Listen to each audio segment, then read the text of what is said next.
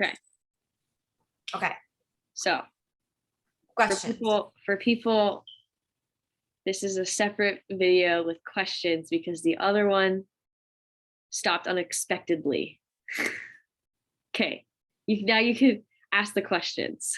Okay, so the first question was your cousin JT asked what we can do as citizens of other places and not in the protected park areas. How can we promote better education and understanding of the situation for sea turtles? So the main thing was when you're there physically, not to engage with poachers because they're actually dangerous, and to report it to the rangers or to staff, and they will report it to rangers as well. From a distance, it's kind of hard because the biggest problem is illegal trade. So when there's illegal trade of, let's say, sea turtle eggs, it's hard to distinguish where it's coming from and where it started, which is something on a more government-based level or like laws wise, that's where that would start, or that's where that would at least start to combat the issue. However, is your recommendation, if that is something that you're interested in, is to educate yourself on some of those subjects and then write letters to government officials, or how do you? Yeah, I mean, the biggest thing is outreach and education. Okay. Yes. Cool. Yeah.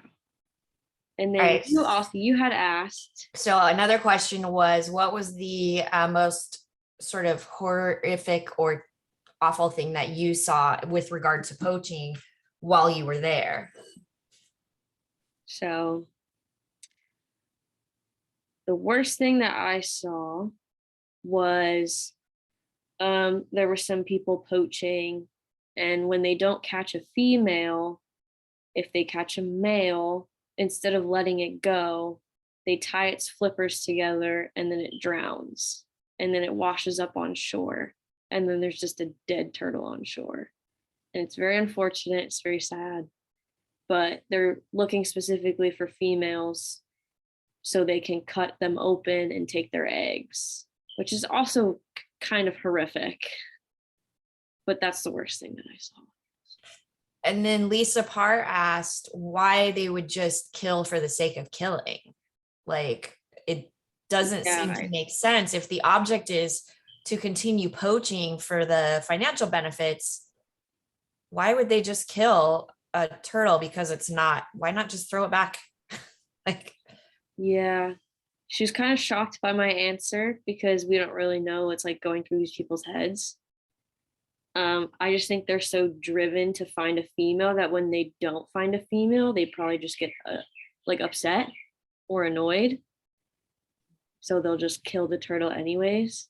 It's very well, and I guess there's effort involved in catching them, and if they just let it go, they could recatch it. Like, it could, yeah. And then they're not catching the females with the eggs that are valuable. Yes. So I know that you said you're not supposed to engage with them, but what do you do? Like, when you're there, what was the protocol? So when we saw any boats, we would report it. And you report the size of the boat, the color of the boat, and if they're just sitting or if they're passing. Okay. So you have to. So like, are boats just not allowed? Is that So boats are in that stretch of park. Boats are allowed to pass. Okay. They're not allowed to sit. If they're sitting, they're poaching.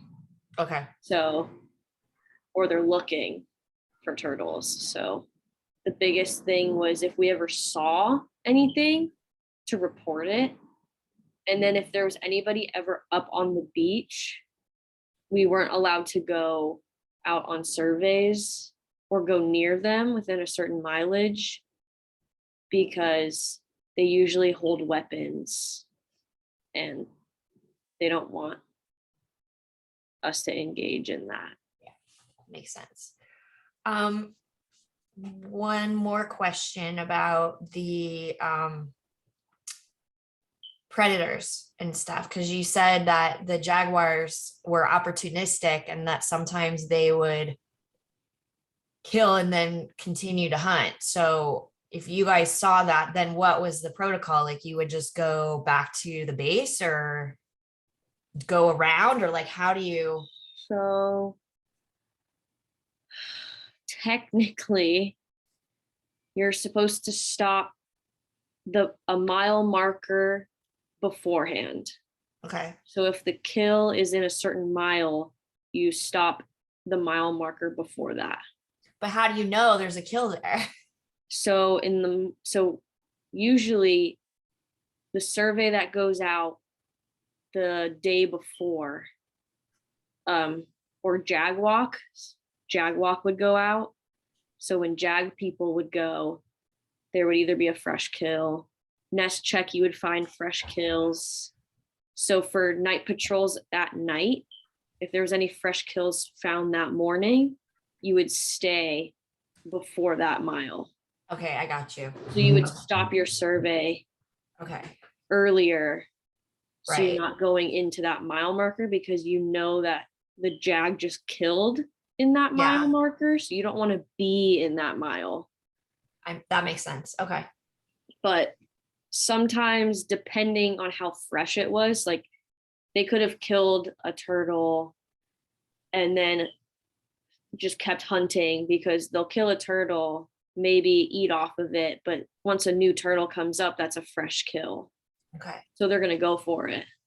So and then is it because they leave it there and come back later? Yeah. Like, okay. So they'll kill a turtle at low tide, run into the forest high tide, come back out during low tide.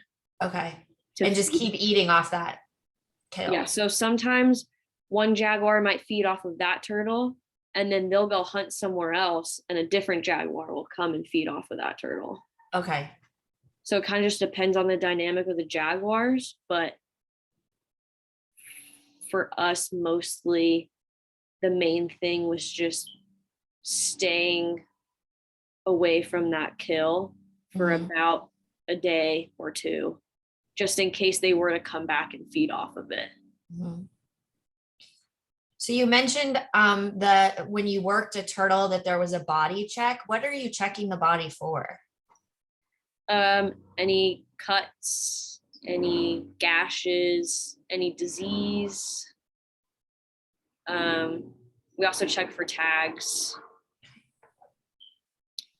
That's the main stuff.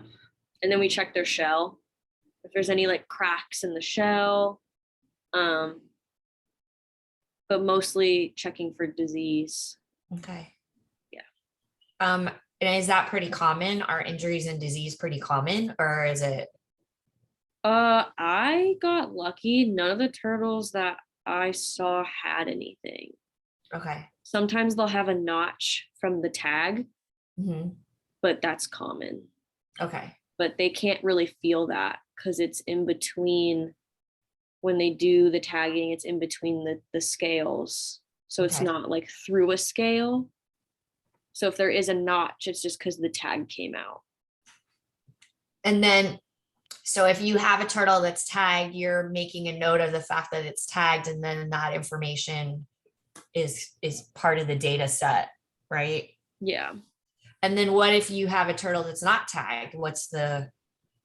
Do you guys tag them? Well, I know you do. Yeah, I don't. Andreas tags them. Okay. The advisor. He's the head of the, okay.